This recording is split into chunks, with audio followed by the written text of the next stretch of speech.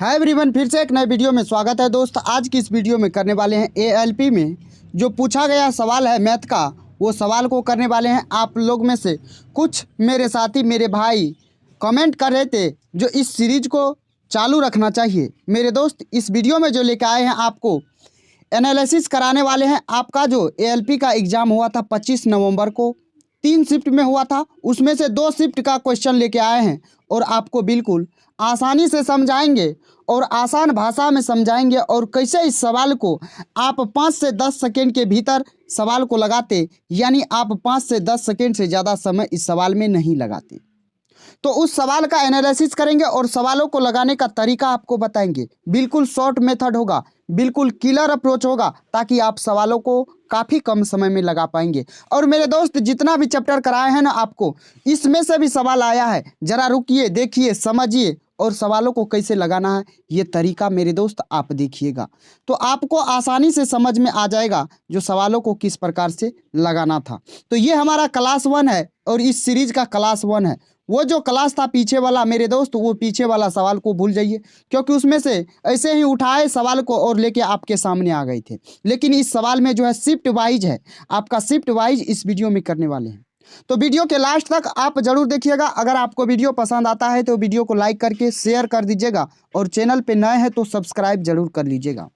मेरे दोस्त, इसका आप पीडीएफ लेना चाहते हैं तो आप हमारे टेलीग्राम चैनल से जुड़ जाइएगा। का लिंक आपको वीडियो के डिस्क्रिप्शन में मिल जाएगा, वीडियो के डिस्क्रिप्शन में मिल जाएगा। तो वहाँ से आप क्या कर सकते हैं, ले सकते हैं। समझ गए? तो चलिए, तो आइए मेरे दोस्त, आपके सामने है सवाल। जरा देखिएगा, ये सवाल आपका 25/11/2024 को 9 से 10 के शिफ्ट में जो पूछा गया सवाल था, उस सवाल को करने वाले हैं। सवाल क्या कह रहा है, सवाल को सुनिएगा, समझिएगा। पहला नंबर सवाल है, एक व्यक्ति अपनी धनराशि का 20% गवा देता है।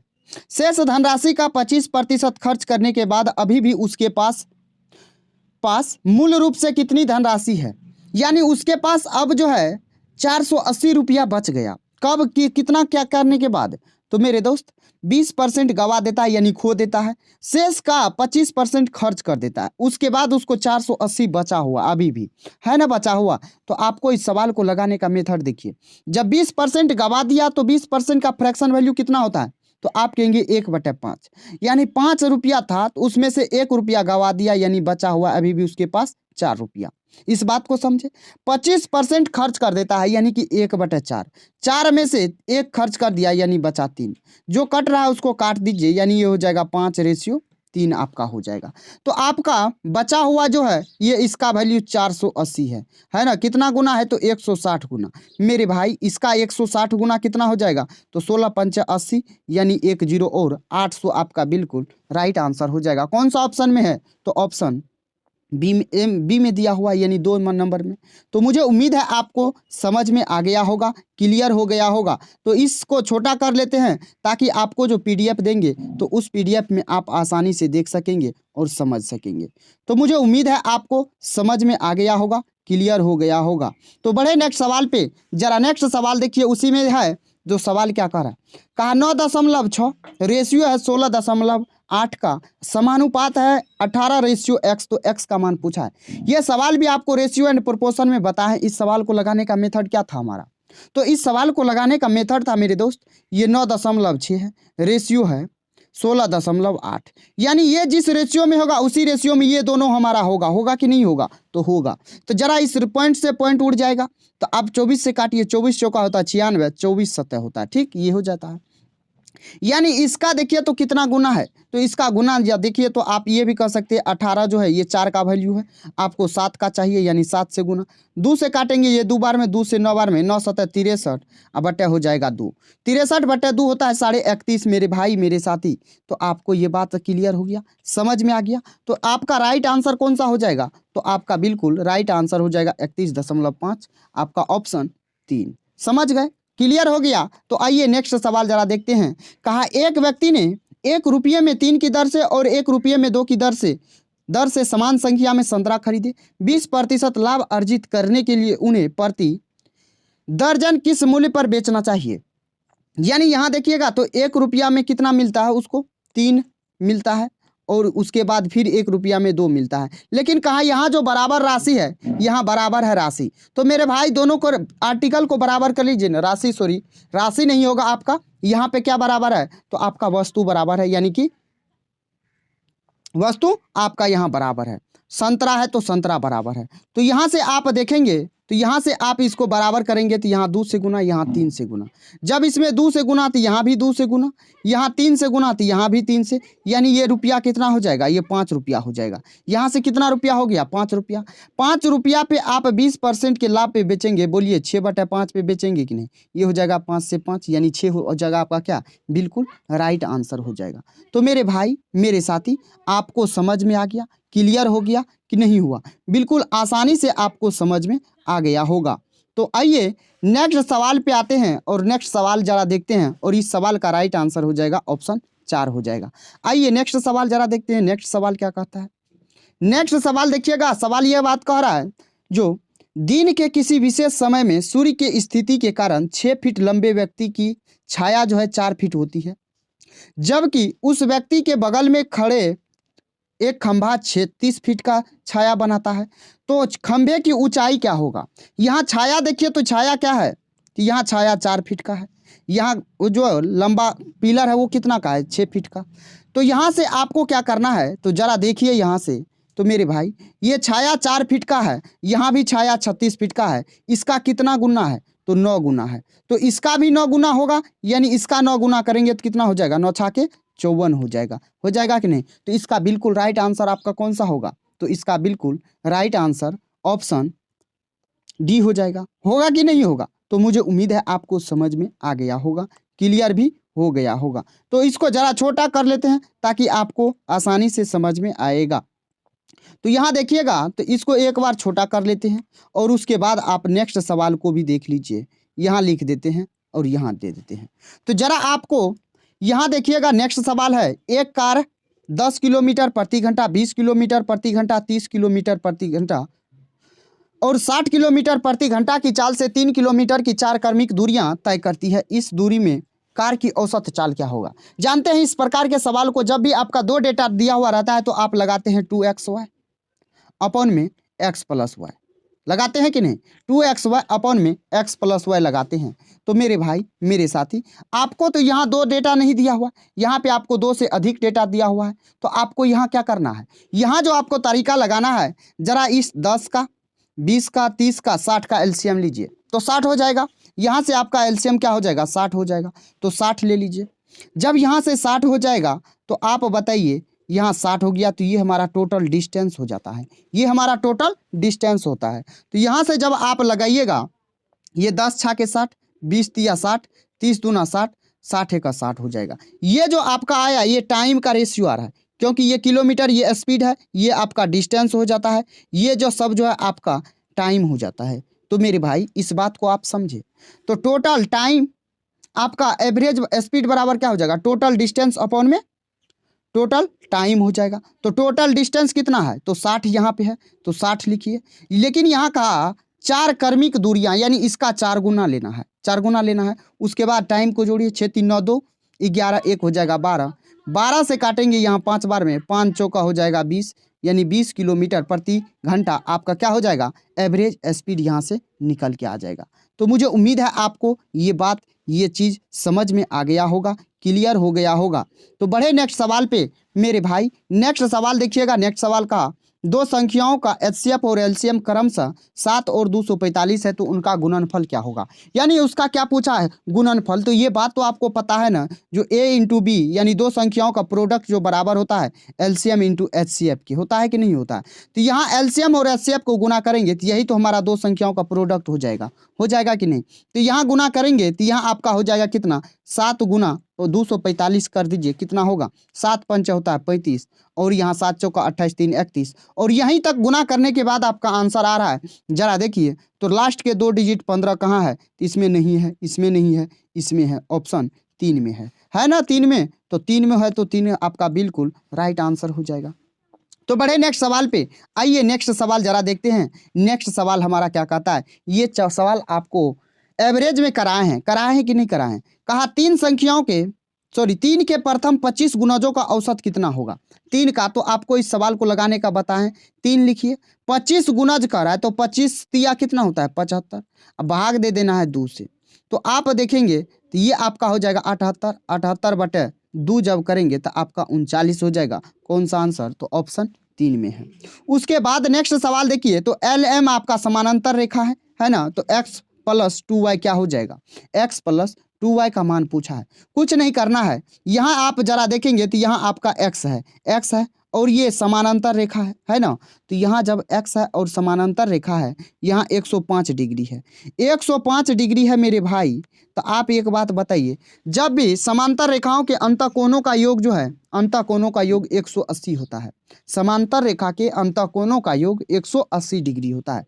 तो इसमें कितना जोड़ेंगे जो 180 होगा, तो 75, यानी यहाँ x है तो x का वैल्यू हो जाएगा, यहाँ x है तो x का वैल्यू क्या हो जाएगा 75 हो जाएगा। इस बात को आप समझे कि नहीं समझे, तो यहाँ 75 हो जाएगा। प्लस y का वैल्यू कहाँ है, जरा एक सीधी लाइन पे कितना का एंगल बनता है, या आप शीर्षाभिमुख कोण से भी बना सकते हैं इस सवाल को। कैसे, तो जरा देखिए, ये आपका 60 है, ये आपका 60 है, तो यहाँ क्या हो जाएगा 60 हो जाएगा, यहाँ 60 हो गया तो यहाँ आपका कितना हो जाएगा, आपको क्या बोले, एक समांतर रेखाओं के अंतःकोणों का योग कितना होता है आपका 180 होता है। जब ये 60 हो गया तो यहाँ y का मान क्या हो जाएगा, तो 120 हो जाएगा। 120 का डबल कर देना है, 120 का डबल कीजिएगा तो कितना हो जाएगा 240 हो जाएगा। 240 जोड़ेंगे तो ये हो जाएगा कितना, तो 5 7 4 11 2 1 3, यानी 315 डिग्री आपका बिल्कुल राइट आंसर ऑप्शन 4 हो जाएगा। तो सवाल में आगे देखिए, सवाल क्या कह रहा है, सवाल ये बात कह रहा है जी 11,000 पर 2 वर्ष में 4% वार्षिक चक्रवृद्धि ब्याज के आधार पर संयोजित है। तो चक्रवृद्धि ब्याज पूछा है मेरे दोस्त, कुछ भी होगा तो 11 का मल्टीपल आपका ऑप्शन होगा ही, क्योंकि यहाँ से 11 से कटने वाला ऑप्शन होगा, क्योंकि ये पूरा सवाल नहीं कटेगा तो सिर्फ 11 से गुना होगा। तो यहाँ जरा देखिए, तो आपको 11 का डिविजिबिलिटी का रूल बताएं नंबर सिस्टम में, जरा देखिए तो आप लगाइए, यहाँ 0 5 5 हो जाएगा और 8 8 5 13 हो जाएगा, यानी 13 हो गया, 8 7 15 डिफरेंस नहीं हो रहा है, तो यानी ये ऑप्शन हमारा नहीं होगा। उसके बाद यहाँ आइए, 0 6 कितना हो जाएगा 6, उसके बाद 7 13 हो जाएगा, 8 6 14, ये भी नहीं होगा। जब ये भी नहीं होगा तो मेरे भाई ये भी खत्म। उसके बाद यहाँ आइए, 0 7 7 हो जाएगा, 8 15 हो जाएगा, 9 6 15, यानी इसका डिफरेंस कितना आ रहा है 0 आ रहा है अल्टरनेट स्थान पे। तो इसका मतलब हमारा राइट आंसर यही होना चाहिए, होगा नहीं होना चाहिए, क्योंकि आपका एक ऑप्शन और है। अगर कटने वाला ये भी कट जाएगा तो आपको क्या करना पड़ेगा, इस सवाल को पूरा सॉल्व करना पड़ेगा। तो जरा देखिए, 0 और 6 हो जाएगा, फिर 9 15 हो जाएगा, 0 5 कितना हो जाएगा 5 हो जाएगा, यानी यहाँ भी अंतर क्या हो रहा है 0 नहीं हो रहा, या 11 का मल्टीपल नहीं हो रहा। तो कौन सा आंसर हो जाएगा, तो आपका ऑप्शन 2 सही नहीं होगा, 1 सही नहीं होगा, 4 सही नहीं होगा, तो क्या हो जाएगा आपका 1 भी सही नहीं, 2 भी सही नहीं, 4 भी सही नहीं, तो आपका ऑप्शन 3 हो जाएगा। तो आइए नेक्स्ट सवाल जरा देखते हैं। नेक्स्ट सवाल कह रहा है, एक 3 अंकीय संख्या को इस प्रकार है कि इकाई अंक, दहाई अंक और सैकड़ा के अंकों का अनुपात जो है 2:3:4 में है, ठीक। इस संख्या का और इसे उलटने पर प्राप्त संख्याओं का योग 1300 क्या है 32 है। तो 3 अंकीय संख्या और उसके अंकों को पलटने के से प्राप्त संख्याओं के बीच धनात्मक अंतर क्या है, ये अंतर पूछा है। सवाल को समझे, सवाल में ये बात कर रहा है जो 2 3 4 के रेशियो में है, इसका इकाई दहाई का स्थान सैकड़ा का स्थान, ठीक। इसके बाद कह रहा है जो इसको जब पलटते हैं तो दोनों को जोड़ते हैं तो हो जाता है हमारा 1300 कितना 32 होता है, 1332 होता है। लेकिन इसी का क्या करा, पलटने के बाद जो होगा और रियल नंबर जो होगा उसका अंतर बताइए। जरा हम कहते हैं जो इस सवाल का हो सकता है 2 ही 3 और 4 ही होगा, यही संख्या है। तो इसका क्या हो सकता है, इसका मल्टीपल हो सकता है 2 का 4, 3 का 6 और 4 का 8 हो सकता है। इसको जब पलटेंगे तो 8, ये 6, ये 4, जरा इसको जोड़ेंगे तो आपको 8 4 12, 6 6 12 1 13, 8 4 12 1 13। जरा देखिए 1332 आ रहा है कि नहीं आ रहा, 1332 आ रहा है। इसका मतलब यही 2 संख्या को लेना है, किसको, तो इस 2 संख्या को लेना है आपको। तो यहाँ से डिफरेंस पूछा है तो आप बड़ा में से छोटा को घटाइए, तो 4 में से जब 8 को घटाएंगे तो कितना होगा 6 होगा, यानी यूनिट डिजिट आप देखिए किसका 6 है, तो एक ही ऑप्शन में है। और कौन सा ऑप्शन 396 है ना। तो आपका बिल्कुल राइट आंसर कौन सा होगा, तो ऑप्शन 2 हो जाएगा। तो मेरे भाई मेरे साथी, आपको समझ में आ गया? क्लियर हो गया कि नहीं हो गया? आपको समझ में आ गया? तो आइए नेक्स्ट सवाल जरा देखते हैं। नेक्स्ट सवाल देखिए, नेक्स्ट सवाल क्या कहता है। नेक्स्ट सवाल मेरे भाई देखिएगा, सवाल कह रहा है x प्लस 1/x का वैल्यू अगर 5 है तो x square plus 1/x square का वैल्यू क्या होगा। जब भी देखिए आपका ये a प्लस बी के होल स्क्वायर पे होता है, आपका ये a प्लस बी के होल स्क्वायर पे होता है। जब भी आपको प्लस देके प्लस पूछेगा तो आपको संख्या में स्क्वायर करके 2 घटा देना है, यानी 5 का स्क्वायर 25, 25 में से 2 घटाएंगे तो कितना हो जाएगा, 23 हो जाएगा। यानी आपका बिल्कुल राइट आंसर क्या होना चाहिए, तो आपका ऑप्शन बी होना चाहिए। तो आइए नेक्स्ट सवाल 12 नंबर देखते हैं। 12 नंबर सवाल क्या कह रहा है, कहा अनिल अपनी आय का 40% किराए पर, शेष का 40% दवाओं पर खर्च करता है। हर महीने वह 7200 रुपया बचाता है, उसकी मासिक आय क्या है। ये सवाल आपको शुरू में ही बताए हैं, लेकिन आइए यहाँ भी बताते हैं। जब 40% का फ्रैक्शन वैल्यू देखेंगे तो 2/5, यानी 5 में से 2 खर्च कर रहा है तो बचा रहा है कितना, 3। फिर यहाँ 5 में से कितना खर्च कर रहा है, 3। तो यहाँ आप देखेंगे तो ये हो जाएगा 25, ये हो जाएगा कितना 25, और ये हो जाएगा 9 हो जाएगा। यानी 9 का वैल्यू कितना है, तो 7200, कितना गुना, तो 800 गुना। 800 गुना जब दिया हुआ इसका, तो आपका इसका भी 800 गुना हो जाएगा। 25 8 है 200, यानी आपका सीधा 20,000 आपका बिल्कुल राइट आंसर हो जाएगा। तो समझ में आ गया। आइए नेक्स्ट सवाल जरा देखते हैं। नेक्स्ट सवाल क्या कह रहा है, कहा क्या है, 2 संख्याओं का योग 36 है, ठीक। एक संख्या का 5 गुना दूसरी संख्या के 4 गुने के बराबर है, तो दोनों संख्याओं में बड़ी संख्या कौन है। ये सवाल भी आपको रेशियो एंड प्रोपोर्शन में बताए हैं। बोलिए, पहली संख्या का 5 गुना तो आपको लिखना है पहली, और यहाँ लिखना है दूसरी, ठीक। पहली का 5 गुना तो दूसरी के सामने लिखना है, और दूसरी का 4 गुना तो इसके सामने लिखना है। ये रेशियो में हो जाएगा। जब इसको जोड़ेंगे तो ये 9 होगा, और 9 का वैल्यू क्या है, तो सम है तो 36, ये दिया हुआ है। कितना गुना, 4 गुना। इसमें बड़ी संख्या 5 गुना है, 5 है, तो 5 का 4 गुना कितना होगा, 20 हो जाएगा। आपका राइट आंसर कौन सा होगा, तो ऑप्शन डी हो जाएगा, यानी 4 नंबर हो जाएगा। तो समझ में आ गया, क्लियर हो गया कि नहीं हुआ। सवाल आसान था। सवाल को काफ़ी कम समय में अगर आप लगाते, अगर आपको मेथड अप्रोच पता होता, तो मेरे भाई मेरे साथी समझ में आ गया कि नहीं आया, क्लियर हो गया कि नहीं हो गया। तो बताइए जरा कि आगे नेक्स्ट सवाल पे आए, इसको एक बार छोटा कर लेते हैं, उसके बाद आपको लेके आएंगे। जरा देखिएगा नेक्स्ट सवाल क्या कह रहा है। नेक्स्ट सवाल को देखिएगा मेरे भाई। तो नेक्स्ट सवाल कह रहा है, एक कक्षा में 50 विद्यार्थियों का औसत लंबाई जो है 150 सेंटीमीटर है। उनमें से 5 जिनकी औसत ऊंचाई कितना है, तो 146 सेंटीमीटर है। कक्षा छोड़ देते हैं, कितना स्टूडेंट, 5 स्टूडेंट। कहा 5 अन्य जिनकी औसत लंबाई जो है 156 है, कक्षा में शामिल हो जाते हैं, तो कक्षा के विद्यार्थियों की नई औसत क्या होगा।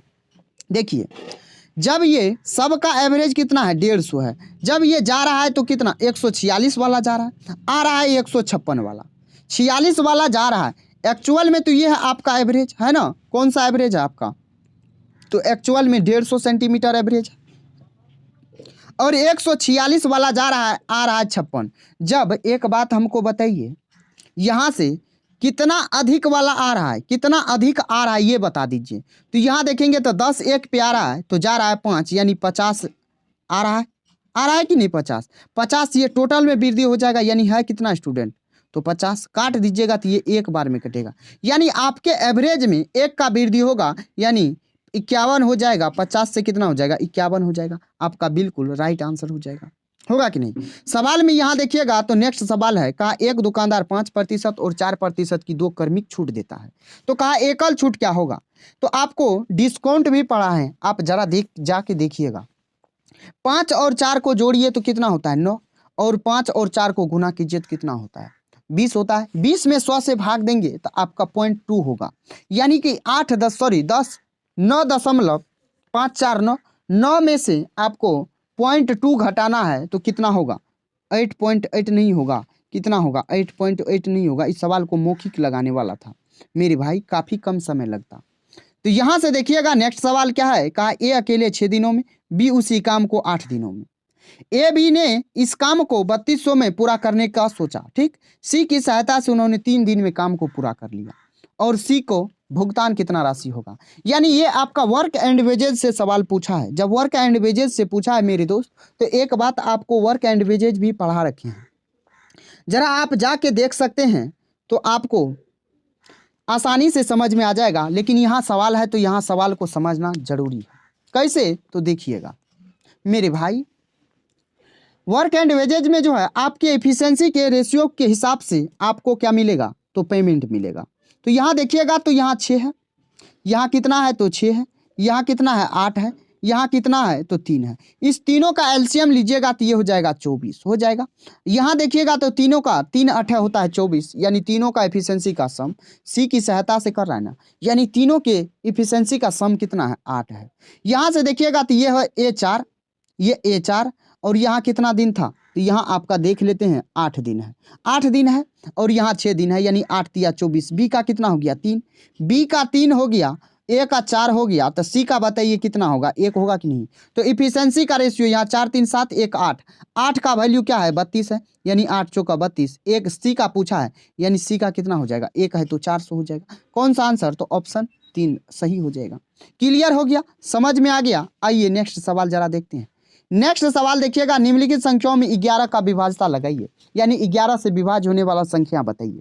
मेरे भाई ऐसा करते हैं ना, इस सवाल को ऑप्शन ए से नहीं शुरू करके आपको ऑप्शन डी से शुरू करते हैं। ऐसा तो हो सकता है ना, क्योंकि आपका हो सकता है इधर से मिल जाए। जरा यहाँ देखिएगा तो ये हो जाएगा कितना, 8 4 12, 12 4 हो जाएगा 16, 16 9 हो जाएगा 25, 16 9 25। माइनस करना है आपको क्या, तो अल्टरनेट स्थान तो एक बार ले लिए, उसके बाद जरा देखिए यहाँ 25 ले लिए। यहाँ से देखिएगा अल्टरनेट लेना है तो यहाँ देखिए, यहाँ 4 8 ले लिए, 6 4 ले लिए, यहाँ फिर 9 ले लिए।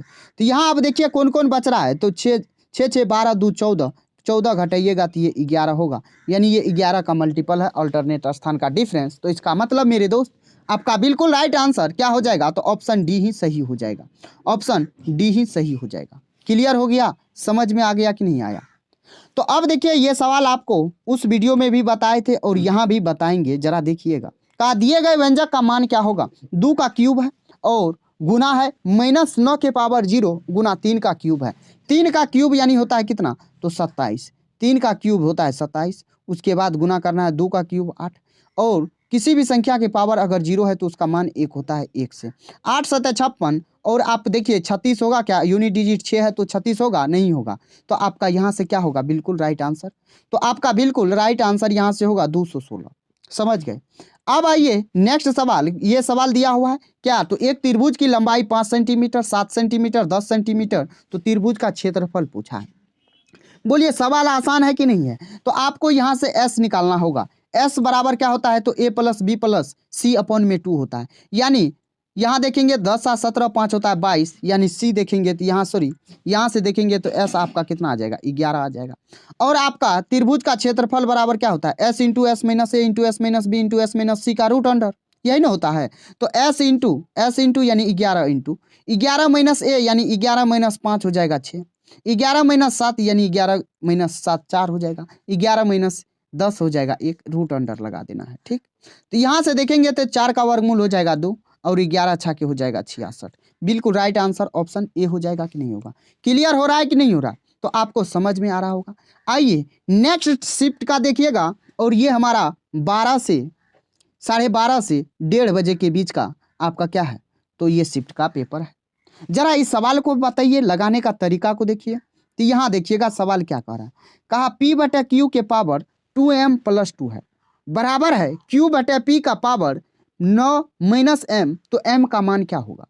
ये सवाल जो है आपको मेथड जो है आपको बताए हैं कहाँ पे, आपका सर्च एंड इंडिसेस में जाके जस्ट अभी कुछ ही दिन पहले 5-7 रोज पहले खत्म हुआ है, जाके देखिएगा, बिल्कुल आसानी से आपको समझ में आ जाएगा। तो यहाँ से देखिएगा तो आपको ये बताए थे, अगर a के पावर m हो, अगर a के पावर m हो, अगर इसको बट्टे में लिखना हो तो a के पावर m माइनस लगा देते हैं, या ये लिखा हुआ हो तो इसके में पावर में क्या करते हैं, माइनस लगा देते हैं। तो ये चीज़ आपको पताए हैं, ये चीज़ आपको पढ़ा रखे हैं। बोलिए सर्च एंड इंडिसेस में पढ़ाए हैं कि नहीं। तो यहाँ P/Q है, यहाँ Q/P है। अगर हमारा बेस समान रहता है तो हमारा क्या होता है, पावर भी समान हो जाता है। ये भी चीज़ पढ़ा है आपको। यहाँ P/Q है, यहाँ Q/P है, लेकिन आप यहाँ पे जब इसको उलटिएगा तो ये P/Q हो जाएगा, लेकिन इसका पावर क्या हो जाएगा, माइनस में हो जाएगा, यानी -9। अब माइनस करेंगे, माइनस माइनस हो जाएगा +m, हो जाएगा कि नहीं हो जाएगा। तो यहाँ से -9 + m आपका आ जाएगा, लेकिन यहाँ बेस तो सेम हो गया, पावर तो सेम है होगा ना। अब पावर सेम होगा तो यानी इसके बराबर हम लिख सकते हैं क्या, इसके बराबर मेरी दोस्त ये लिख सकते हैं 2m + 2 लिख सकते हैं कि नहीं, लिख सकते हैं। तो इसको इधर लाएंगे तो ये कितना हो जाएगा, प्लस में, ये उधर जाएगा तो माइनस में, या आप इस m को इधर लाइए, m को आप इधर लाइएगा तो m हो जाएगा कितना m, ये 2 उधर जाएगा तो माइनस में हो जाएगा यानी -11 आपका बिल्कुल राइट आंसर आ जाएगा। आएगा कि नहीं आएगा। अब जरा यहाँ पे देखिएगा सक्सेसिव डिस्काउंट का है और ये सवाल आपका बिल्कुल काफ़ी आसान है, बिना पेन उठाए इस सवाल को आप लगा सकते हैं। ये सवाल आपके लिए HW छोड़ देते हैं और इस सवाल को आप सॉल्व करके आपको आंसर कमेंट बॉक्स में मेरे भाई दे देना है। और आइए नेक्स्ट सवाल देखिए, 84, 105 और 140 का एलसीएम पूछा है। बोलिए सबसे बड़ी संख्या को एलसीएम एचसीएफ अच्छे तरीके से आपको पढ़ा रखे हैं। 140 से भाग लगने वाला सबसे पहला ऑप्शन देखिए कौन सा है, तो 140 से लगेगा 224 40 में नहीं लगेगा मेरे भाई, ये नहीं होगा। 120 छोटा है नहीं लगेगा। 360 में लगेगा नहीं लगेगा, यानी आपका एक ही ऑप्शन है कौन सा, तो डी ऑप्शन है यानी 420। समझ में आ गया, क्लियर हो गया। आइए नेक्स्ट सवाल जरा देखते हैं। नेक्स्ट सवाल देखिएगा, कहा यदि दो समांतर रेखाओं को प्रतिच्छेद करने वाली एक तिर्यक छेदी रेखा के एक ही तरफ के अंतः कोणों का अनुपात 2:3 है। जस्ट अभी आपको पहले बताए हैं दोनों संख्याओं में बड़ा कोण होगा। तो देखिए आपका ये समांतर रेखा है, इसके अंतः कोणों का यानी एक ही साइड के अंतः कोण यानी इस कोण और इस कोण का सम दिया हुआ है, रेशियो दिया हुआ है। रेशियो दिया हुआ है तो यानी इस सम का क्या हो जाएगा, यहाँ सम अभी क्या बोले थे 180, यानी ये जो 180 है यहाँ कितना का वैल्यू हो जाएगा 5 का वैल्यू। इसमें आपको क्या चाहिए बड़ी, तो बड़ी 3 का, यानी पहले काट दीजिए इसको, तो ये हो जाएगा 36। 36 दिया कितना हो जाएगा 108 हो जाएगा। कौन सा ऑप्शन, तो ऑप्शन 4 हो जाएगा। समझ में आया कि नहीं आया, क्लियर हो गया कि नहीं हुआ मेरे भाई मेरे साथी, आपको आसानी से समझ में आना चाहिए। जरा देखिएगा नेक्स्ट सवाल क्या कह रहा है। सवाल ये बात कह रहा है यदि दीवार का 10% भाग मोर्टार से भरा हुआ है, यानी किसी वस्तु से भरा हुआ है, किसी चीज से भरा हुआ है, तो 24 मीटर लंबी, 8 मीटर ऊंची, 60 सेंटीमीटर होगा। यहाँ पे आपका यहाँ पे सवाल फॉल्ट है और यहाँ 60 मीटर नहीं 60 सेंटीमीटर होगा। 60 मीटर मोटी दीवार बनाने के लिए आवश्यक 24 सेंटीमीटर, 12 सेंटीमीटर और 8 सेंटीमीटर माप वाली ईंटों की संख्या क्या होगा। जब आप इसमें से किस में 24 12 8 गुना से आप भाग करेंगे किसको, तो इस बड़े वाले को, तो आपका बिल्कुल राइट आंसर आएगा 45,000। कैसे आएगा जरा देख लेते हैं कैसे आएगा, तो यहाँ से आपको देखना जरूरी है। देखिएगा तो यहाँ 24 मीटर है, 24 मीटर को सेंटीमीटर में लिखेंगे तो 2400 लिखेंगे, लिखेंगे कि नहीं। उसके बाद 8 मीटर है तो 8 को क्या लिखेंगे 800। उसके बाद यहाँ 60 है तो आप 60 लिखेंगे, यहाँ गुना कर दीजिए आसान होगा 60। उसके बाद आप देखेंगे भाग देंगे 24 से, कितना से, तो 24 से, उसके बाद 8 से, उसके बाद आप 12 से, ठीक। यहाँ कितना से, तो 12 से, 12 पंचा होता है 60 यानी 5। 24 से काटेंगे ये 100 बार में कटेगा, 100 बार में कटेगा। 8 से काटेंगे ये 100 बार में कटेगा।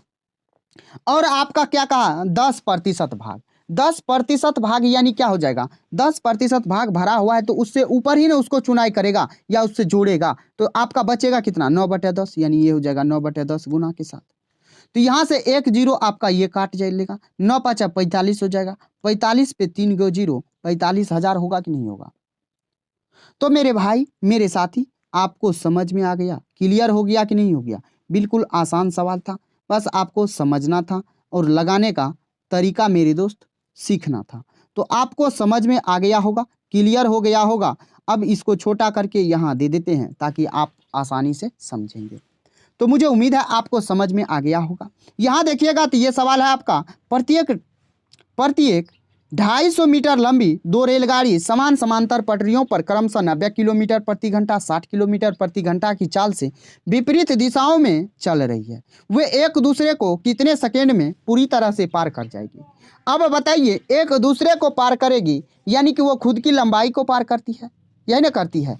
तो 250 मीटर लंबी ट्रेन है, कितना मीटर 250 मीटर मेरे दोस्त, प्रत्येक जो है 250 मीटर है ना, प्रत्येक यानी दोनों रेलगाड़ी 250 मीटर की लंबी है।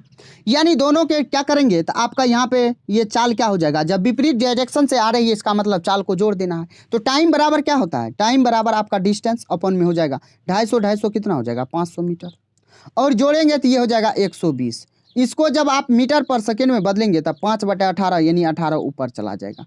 ये हो जाएगा आपका कितना, 9 6 15, 150 हो जाएगा। यहाँ आपका कितना होगा, तो 150 हो जाएगा। तो जब 0 0 कटेगा और 5 से काटेंगे ये 10 बार में, और 5 से काटेंगे तो ये 2 बार में, 5 से काटेंगे ये 3 बार में, 3 से काटेंगे ये 6 बार में, 6 दूना कितना सेकंड हो जाएगा, तो 12 सेकंड हो जाएगा। बोलिए सवाल क्या था, सवाल कुछ नहीं था, आसान था। सवाल क्या था, तो आसान था। मेरे भाई आपको समझ में आ गया, क्लियर हो गया कि नहीं हो गया, यानी आपका बिल्कुल राइट आंसर ऑप्शन 3 हो जाएगा। तो आइए नेक्स्ट सवाल जरा देखते हैं, नेक्स्ट सवाल क्या कहता है। नेक्स्ट सवाल को देखिए एक बार। तो देखिए ये आपका दिया हुआ क्या, 25 व्यक्ति प्रतिदिन 15 घंटे काम करके 5 यूनिट काम को 8 दिनों में कर सकते हैं। 12 व्यक्ति 20 घंटे प्रतिदिन काम करके 10 यूनिट काम को कितने दिनों में कर लेंगे। तो यहां से आप देखेंगे तो मेरे भाई मेरे साथी आपको बताए हैं क्या, MDH कंसेप्ट बताए हैं कि नहीं बताए हैं, बोलिए बताए हैं। तो यहाँ देखिएगा तो ये हो जाएगा 25 गुना हो जाएगा 15 गुना हो जाएगा आपका 8 बटे में हो जाएगा वर्क यानी 5। उसके बाद इसके बराबर करना है किसको, तो 12 गुना हो जाएगा 20 गुना हो जाएगा क्या, तो x हो जाएगा क्योंकि x 3 है। उसके बाद कितना यूनिट, तो 10 यूनिट।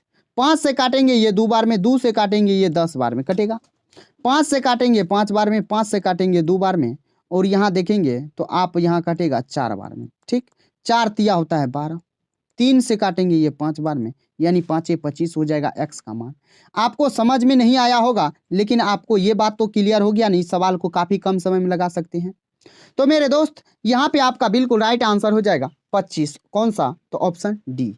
यहाँ देखिएगा तो आपका ये भी सवाल लाजवाब है। कहा 8 के 3 क्रमागत गुणजों का योग, 3 क्रमागत गुणजों का योग जब दिया हुआ है तो एक बात बताइए, कहा सबसे बड़ा गुणज क्या होगा।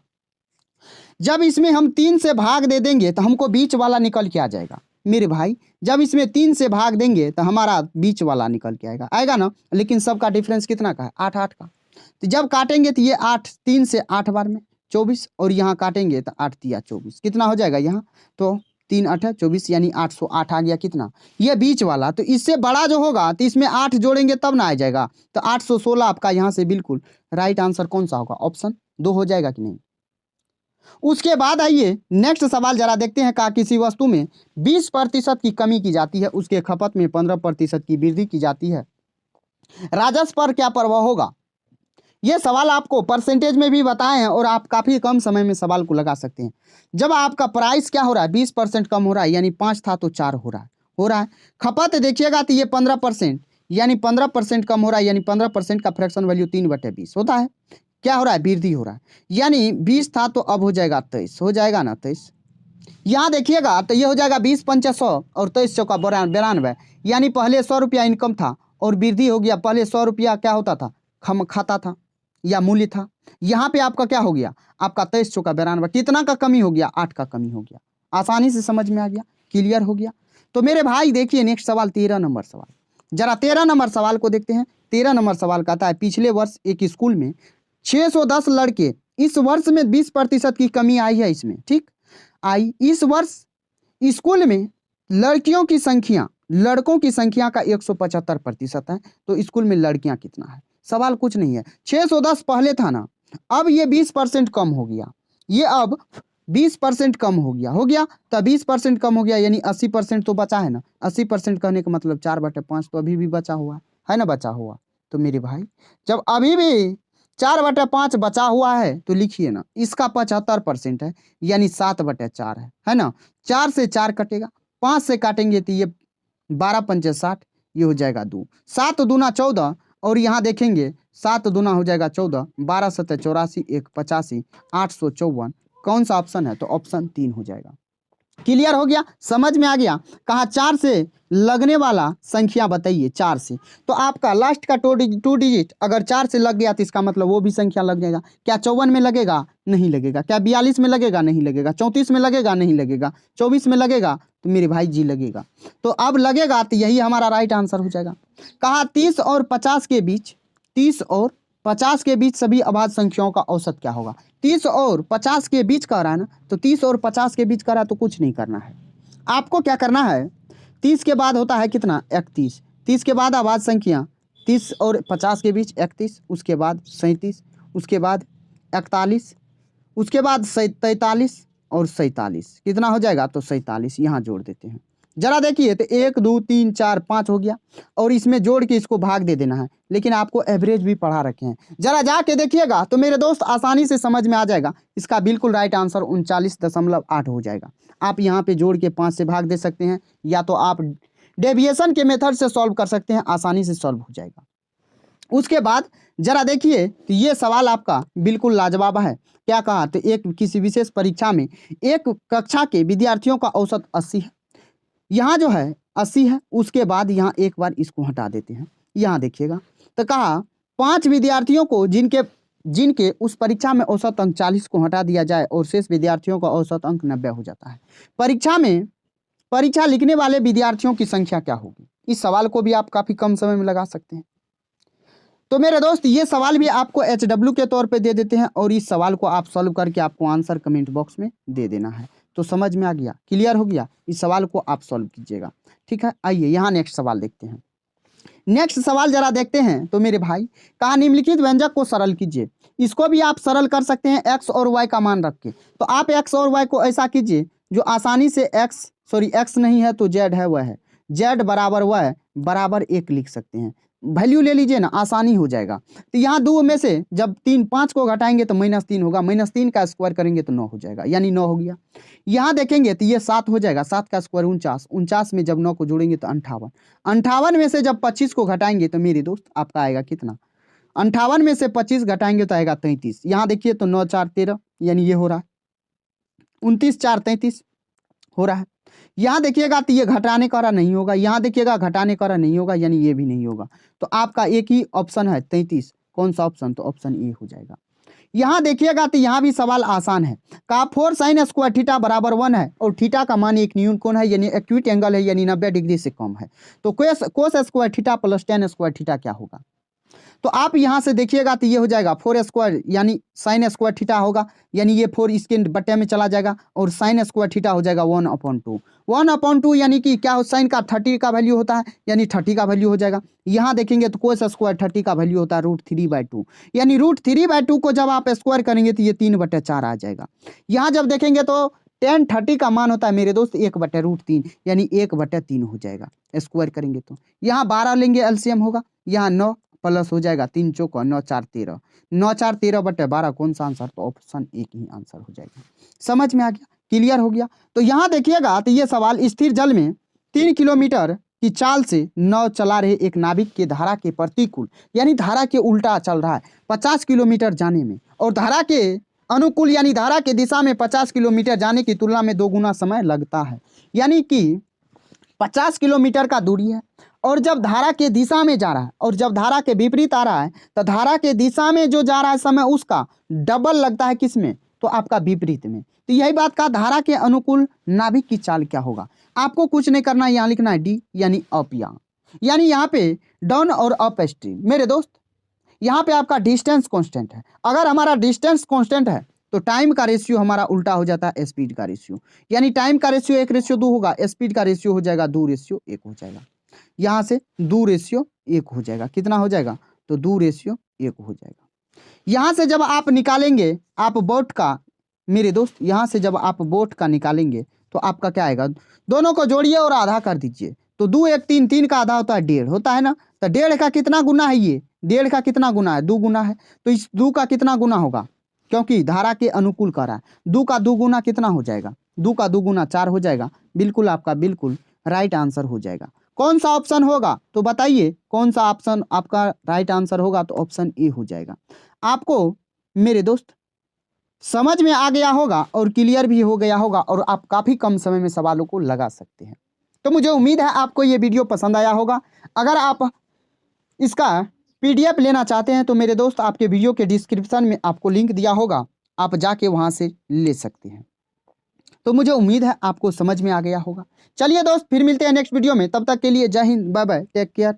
ध्यान रखिएगा दोस्त अपना और अपने परिवारों का।